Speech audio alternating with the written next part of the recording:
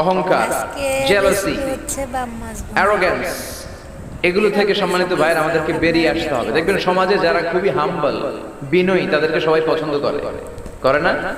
আর অহংকারীদের কেউ পছন্দ করে না। সামনে সালাম দেয়, পিছনে গালি দেয়। কথা বলেন।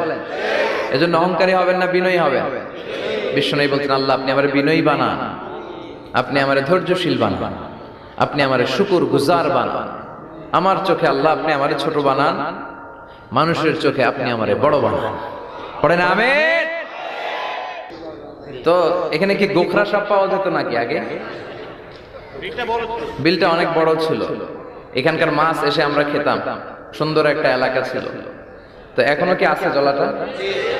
বর্ষাকালে পানি হয়? আচ্ছা, পত্রিকা তো একবার একটা রিপোর্ট হয়েছিল গোখরার জলা নিয়ে। এটা বাংলাদেশের ওয়ান অফ দ্য বিগেস্ট জলা, অনেক বড় একটা জলা, অনেক